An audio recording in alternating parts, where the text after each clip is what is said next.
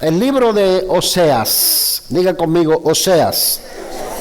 Para yo saber que usted está despierto, que usted me está siguiendo, me está escuchando y que usted va a recibir lo que vamos a compartir hoy. ¿Alguien me dice amén?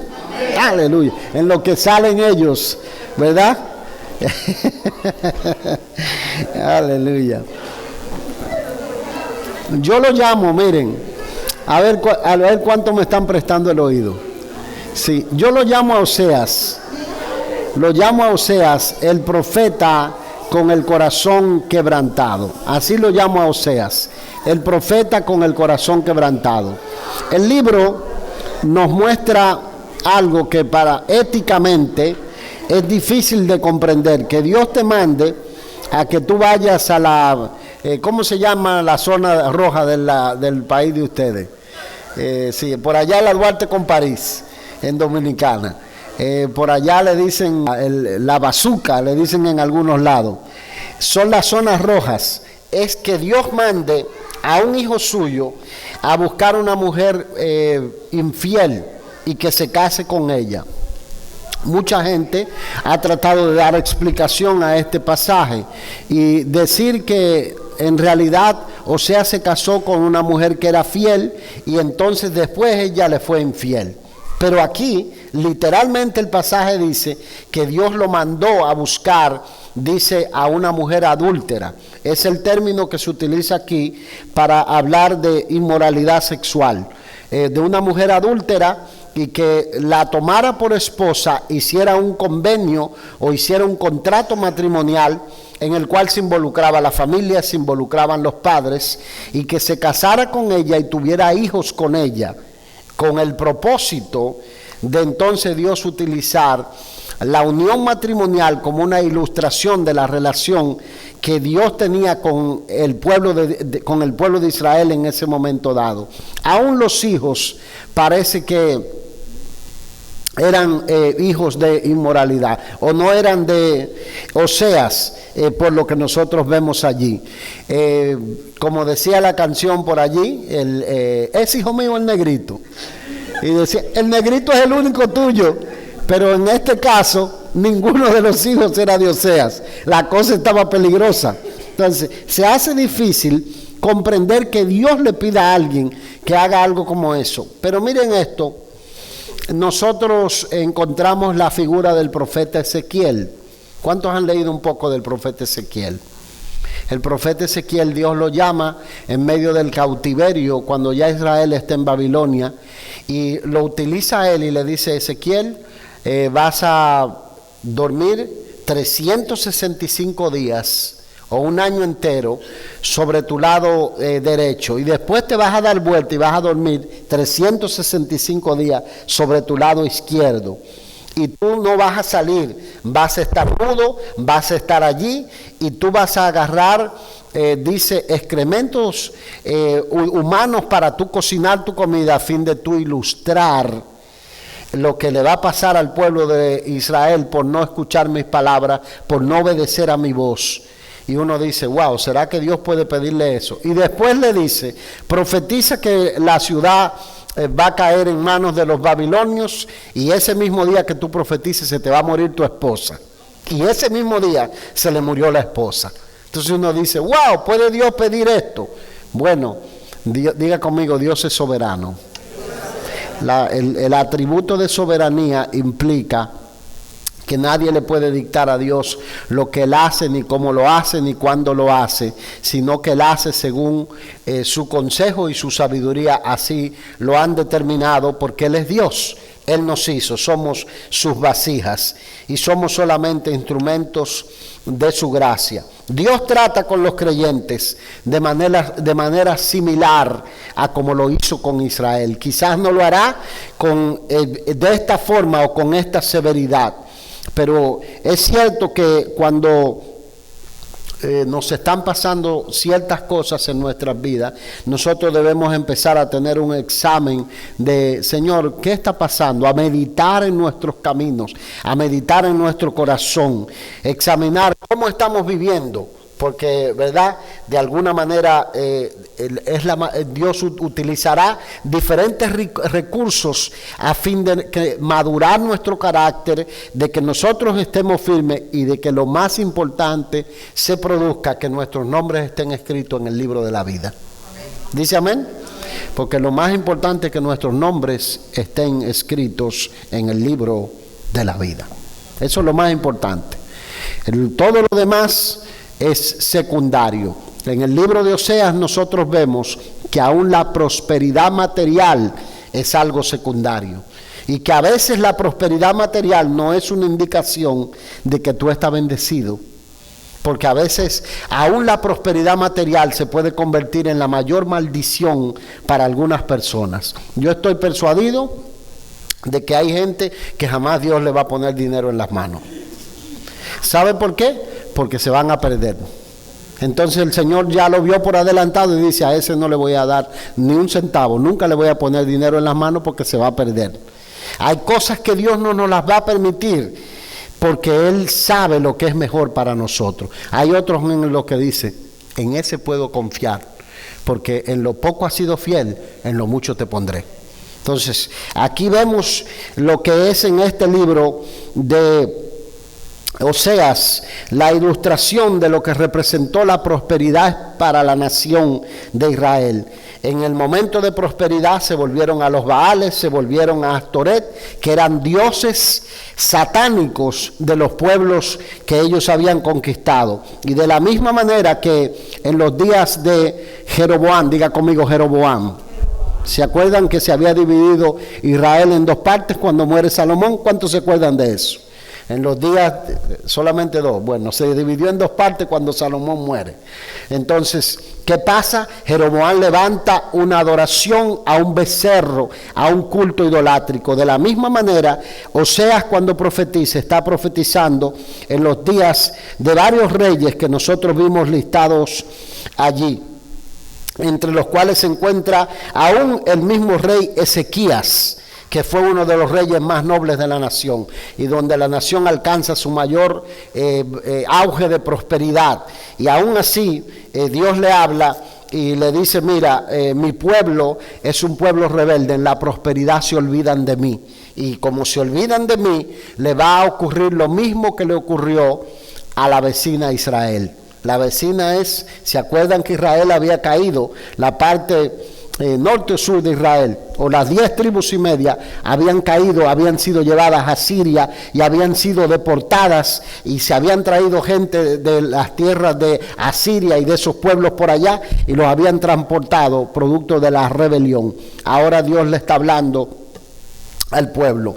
El periodo que abarca la profecía de este libro, o del libro del profeta Oseas, es un periodo de 40 años. Por 40 años Dios utiliza a este varón de Dios para hablar a toda la nación con su propia vida, mostrándole y diciéndole al Señor: ve y cásate con una mujer infiel. Sea que usted diga: no, yo no puedo aceptar eso, seguro que es que Dios le dijo que se casara y después luego le iba a ser infiel porque Dios ve el futuro. Pero aquí dice literalmente que Dios le dice: ve y búscate una mujer que todo el mundo sabe en el vecindario que no es monedita de oro, y ve y cásate con ella. Y acuerdo con su papá, dice, de Diblaín, y ve y dile a ella: mira, te vas a casar conmigo, vamos a hacer un contrato matrimonial, tú me vas a ser fiel. Y luego vamos a ver en el transcurso del libro que ella vuelve otra vez y le es infiel. No solamente le es infiel de que agarra y se escapa y dice: no quiero vivir más contigo, sino que también los hijos que tiene son dudosamente hijos de Oseas. Esa es la ilustración que Dios hace para mostrar que a pesar de que su pueblo no era digno de su amor, no era digno de su misericordia, Dios le insiste que lo sigue amando, que Dios sigue todavía pendiente de su pueblo, porque la Biblia dice que aun cuando nosotros somos infieles, Él permanece siendo fiel. ¿Verdad que sí? Dice amén a eso. Aun cuando nosotros somos infieles. Eso no me dice otra cosa a mí que gracia de Dios. Y gracia de Dios. Lo que hace es: Gomer se va después que tiene los hijos, Y entonces Dios le dice a Oseas, ve y búscala de vuelta, perdónala, restáurala, vístela de ropas de gala, vuélvela otra vez a la comunión, dile que vuelva otra vez y te sea fiel, porque de la misma manera que mi pueblo ha sido infiel y yo lo he perdonado, lo he soportado, lo he restaurado, asimismo yo quiero que tú hagas con esta mujer, mostrándole que Dios restauraría a su pueblo. Vamos a ver detenidamente los primeros 3 versículos, a ver si es verdad lo que yo estoy diciendo. Sí, porque puede ser que estoy inventando algunas cosas. Dice, palabra de Jehová que vino a Oseas, hijo de Beri, en días de Usías, Jotán, Acaz, Ezequías, reyes de Judá, y en días de Jeroboam, hijo de Joás, rey de Israel. El principio de la palabra de Jehová por medio de Oseas, dijo Jehová a Oseas, ve, tómate una mujer, ¿qué dice? E hijos de... Oiga lo que dice, hijos de fornicación, porque la tierra fornica apartándose de Jehová. Fue pues y tomé a Gomer, hija de Diblaim, la cual concibió y le dio a luz un hijo. Y el hijo se llamaba Jezreel, como nosotros vamos a ver más adelante. Aquí hay una pregunta importante para nosotros. Más allá de que Dios nos muestra su amor, nos muestra su fidelidad, nos muestra gracia, que es el punto central de todo lo que Dios le pide a Oseas, ¿hasta qué punto estamos nosotros dispuestos a obedecer a Dios en circunstancias difíciles? ¿Usted se ha preguntado eso? Cuando Dios nos dice, mira, no te tire por la borda, permanece en ese matrimonio. ¡Ay! Eso duele a veces, ¿verdad? Dios te dice, permanece allí, es allí donde te quiero.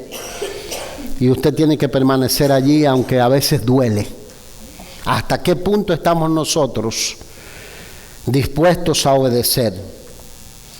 ¿Estamos nosotros dispuestos a permanecer en situaciones desagradables con el fin de dar testimonio de su amor y su gracia en nuestras vidas?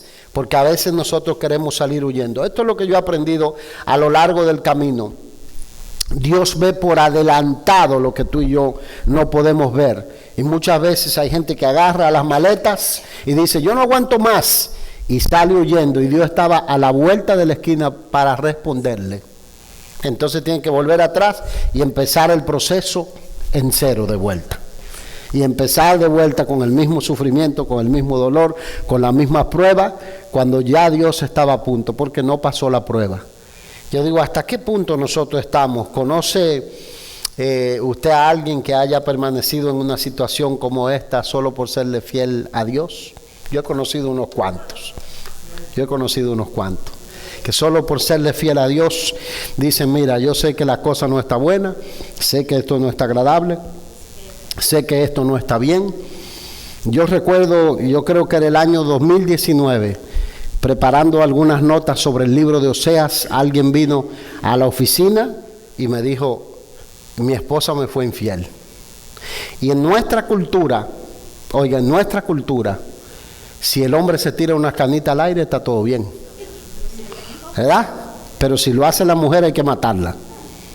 No es así, es así como nosotros pensamos. Pero él me dijo, yo la escuché a mi esposa y me acordé de todas las veces que yo le fui infiel. Así que reprenda al diablo, ¿verdad que sí? Y eso sirvió para que la relación se restaurara y los dos se sinceraran y el uno respetara al otro, porque Dios es un Dios de segunda oportunidad. Amén. Y la Biblia dice, oiga lo que dice, el que crea que esté firme, mire que no caiga.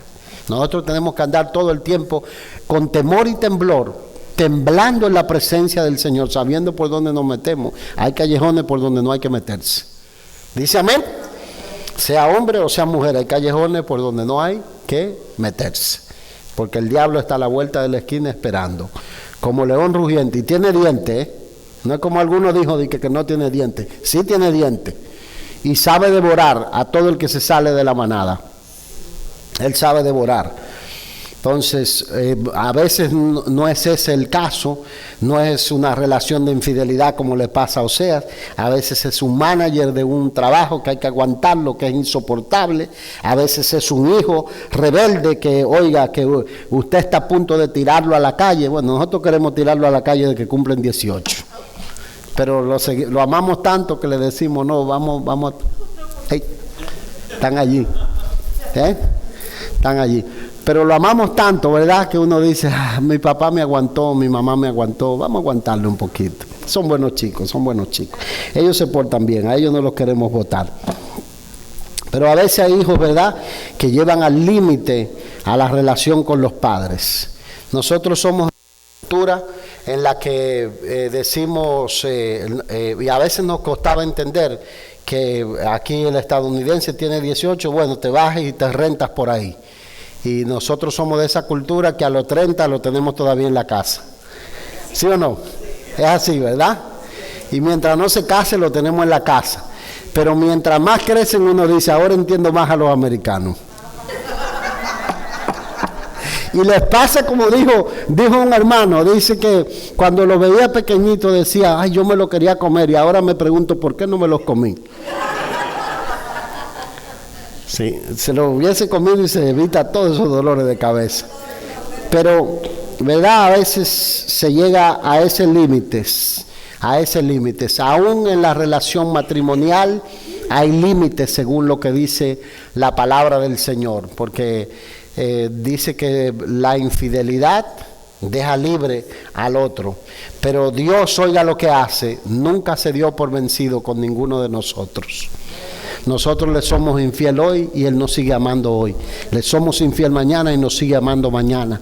Nosotros le fallamos por aquí y Él sigue insistiendo en su amor, nos sigue persiguiendo, sigue detrás de nosotros y sigue diciéndonos, te amo, voy a cumplir mi plan en ti, voy a cumplir mi propósito en ti. A pesar de que tú eres infiel, yo voy a seguir siendo fiel porque yo te amo por encima de todos los límites. Y eso es lo que Dios nos muestra en la relación que tiene que vivir Oseas con Gomer.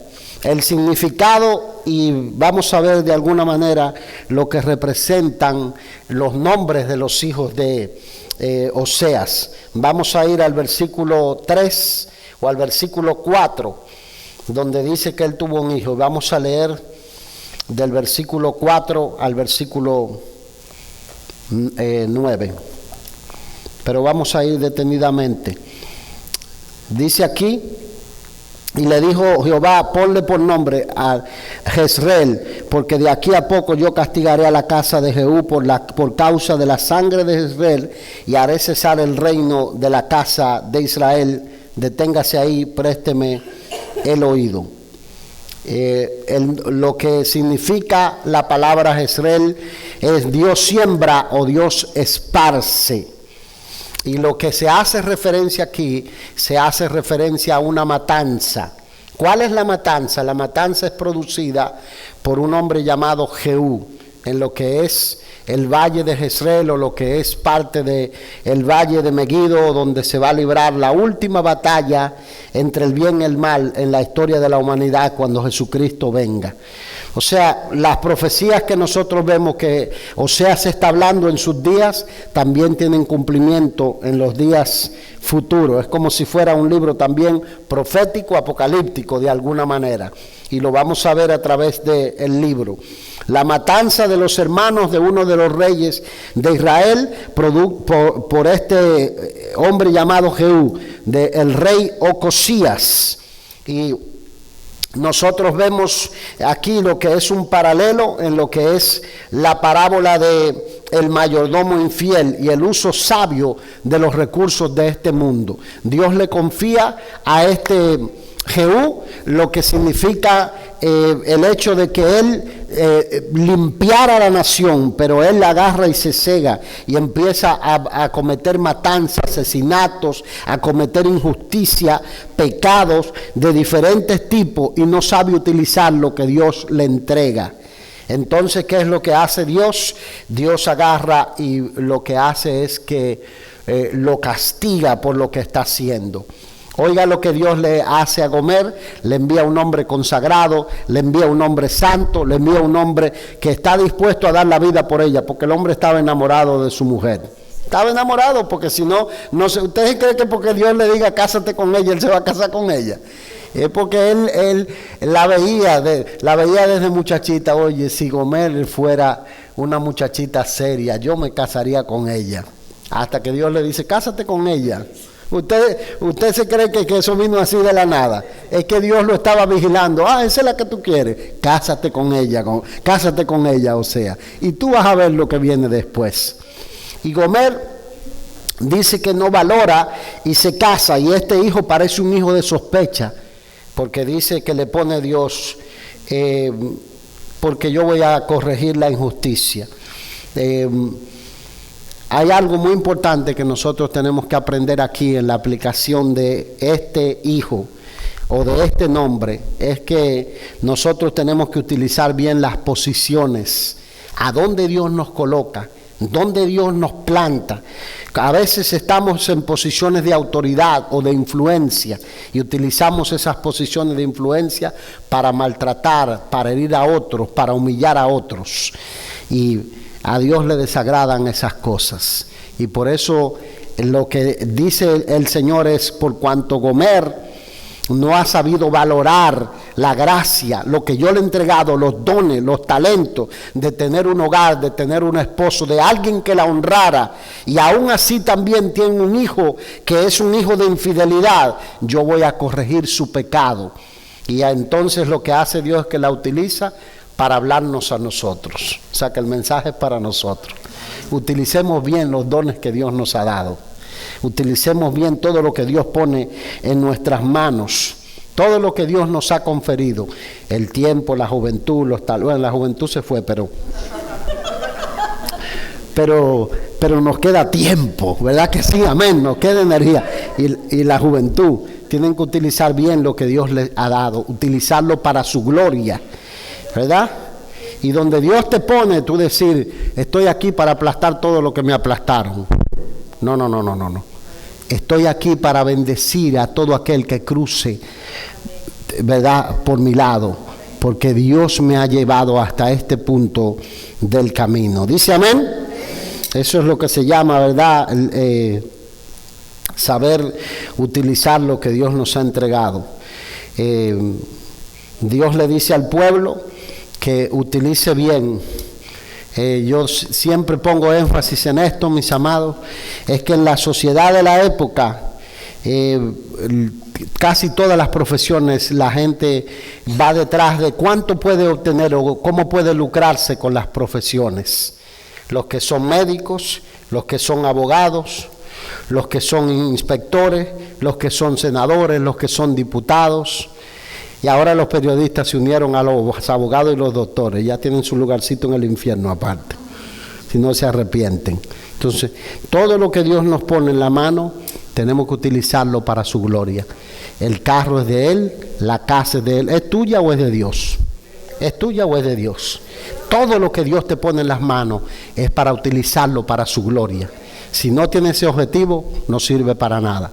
La casa es de Dios, el carro es de Dios, la profesión es de Dios, la cuenta de banco es de Dios. Todo lo que Dios nos ha puesto en las manos le pertenece a Él, no es nuestro. Porque si no, Él ¿sabe qué? Correrse y dejar que el diablo venga y lo quite. ¿Qué es lo que le está hablando al pueblo de Israel en este momento de su vida? Vamos a ir al versículo 6 y 7 para que usted no se duerma, y vamos a ver el nombre del siguiente hijo de 6 y 7. Dice: concibió ella otra vez y dio a luz un hijo, una hija, y le dijo Dios: ponle por nombre Lo-ruhama, porque no me compadeceré más de la casa de Israel, sino que los quitaré del todo. Mas de la casa de Judá tendré misericordia y los salvaré por Jehová su Dios. Y no los salvaré con arco, ni con espada, ni con batalla, ni con caballos, ni jinetes. Porque la Biblia dice que no es con ejército, ni con fuerza, sino con mi espíritu, dice Jehová el Señor. Todas las batallas que Dios pelea por su pueblo, lo hace por gracia. En otras palabras, usted y yo no nos merecíamos nada. ¿Dice amén? No nos merecíamos nada. Y por eso aquí Dios le dice, le permite otra vez concebir a Gomer. Y la palabra lo ruama significa no compadecida. Diga conmigo, no compadecida. En otras palabras, Dios nos ama de pura gracia. ¿Dice amén? Para los que creen y dicen seguro que Dios vio en el corredor de la historia, en el tiempo, y vio que yo era bueno, y que yo iba a ser un super cristiano, que no iba a cometer ningún error, y por eso el seguro decidió elegirme. Mentira, mentira, ninguno calificaba de nosotros. Dice, de pura gracia, Dios nos amó de pura gracia. Aún lo que viene producto de nuestro esfuerzo es de pura gracia. ¿Dice amén? Porque yo le digo a la gente, usted puede decir, como alguien me dijo, fui a comprar a un lugar, no voy a decir porque ya voy ¿verdad? No voy a decir lo que compré para no tirar el comercial gratuito, pero fui a comprar a un lugar y yo vi que la persona estaba súper prosperado. Y yo le dije, yo buscando la manera de predicarle, le digo, óigame, ¿cómo lo ha bendecido Dios? Que era un inmigrante. ¿Cómo lo ha bendecido Dios? ¿Y sabe lo que me dijo? Lo que yo tengo me lo gané yo. Así me dijo. Y a los pocos meses terminó sin nada, terminó en prisión y viviendo prestado en una casa. Entonces yo digo, aún lo que usted se gana con su propio esfuerzo viene de Dios. Porque Dios es el que manda el cliente, Dios es el que trae las oportunidades, Dios es el que abre la puerta, Dios es el que te da la salud, el que te da el ánimo presto, el que te da la sabiduría. La Biblia dice que Él es el que da el poder para hacer las riquezas. Todo lo que tenemos proviene de Dios, es de pura gracia. Y ¿sabe lo que hace Dios? Dios tiene a veces que purificar y purgar. Y aquí es lo que se produce. Mire por qué Dios hace una comparación y dice no compadecida. Hace una comparación por esta razón. Porque dice, a Israel no le voy a pasar por alto, no me voy a compadecer de ella, porque usted sabe que en los días de uno de estos reyes a los que Oseas le está profetizando, y si mal no recuerdo, creo que el rey era Peca, uno de los reyes de Israel, los asirios vienen y devastan todo el país. Primero los cercan, le hacen un sitio, el país quedó como una de esas ciudades que Rusia está invadiendo, y agarró y se llevó a toda la gente de allí. Y por eso él le dice, no me voy a compadecer más de esta nación rebelde, contradictora, que no ha valorado lo que yo le he entregado. Pero dice, pero me voy a compadecer de su hermana, de Judá, porque después de eso pasaron, creo que un periodo 725, el 725 cae en la parte que cae bajo el dominio de Asiria, y todavía Israel queda hasta el 587 por allí.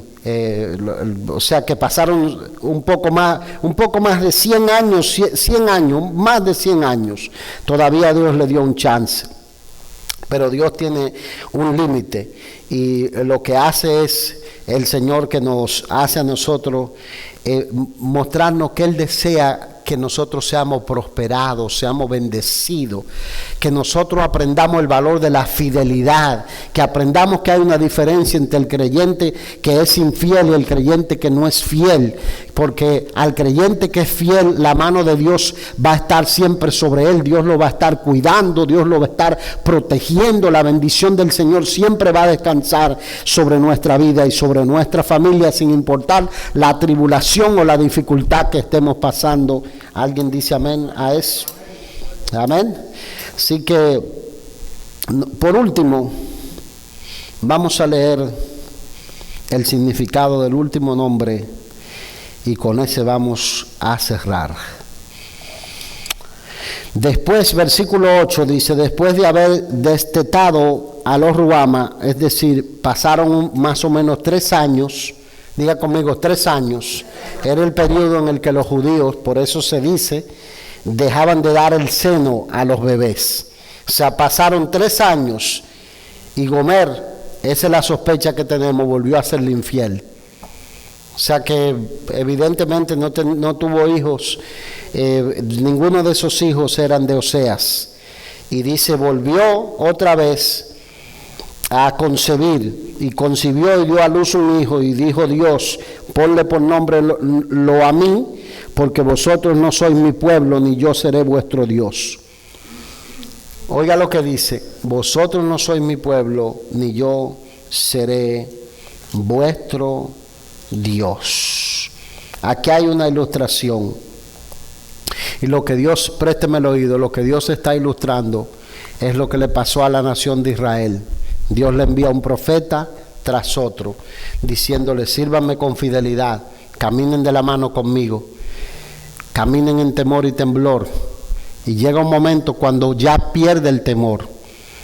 Lo más terrible cuando un creyente pierde el temor, pues le da lo mismo una cosa que otra. Entonces Dios dice, mira, ustedes ya no son mi pueblo. Entonces, ¿qué es lo que hace el Señor? Deja que la nación caiga y le está anunciando lo que va a pasar en manos de los babilonios. Y los babilonios vienen y destruyen toda la nación. Porque Oseas se está profetizando hasta los días de Ezequías, que uno de los reyes, de los últimos reyes nobles, prácticamente uno de los últimos. Después de él vinieron otros, creo que vino Josías, creo que vino luego, pero después de eso, una secuencia de reyes llevaron a la nación a caer, y Dios lo que hace entonces es que separa un remanente fiel. Diga conmigo, un remanente fiel. Y ese es el remanente que Dios se va a llevar al cielo. Porque hoy tenemos iglesias que cuando tocan, cuando hay paradas de inmoralidad, ellos ponen banderas de inmoralidad en las puertas de sus iglesias. Y siguen diciendo que creen en la venida de Jesucristo. Cuando suene la trompeta, eso no se vistan que no van. No se vistan que no van. La Biblia dice que no van. Clarito. Y aquí lo muestra en el libro de Oseas. No se vistan que no van. Ahora Dios se va a llevar el remanente. Diga conmigo, el remanente. Así que usted y yo tenemos que estar preparados para cuando suene la trompeta. Es por gracia, ¿verdad?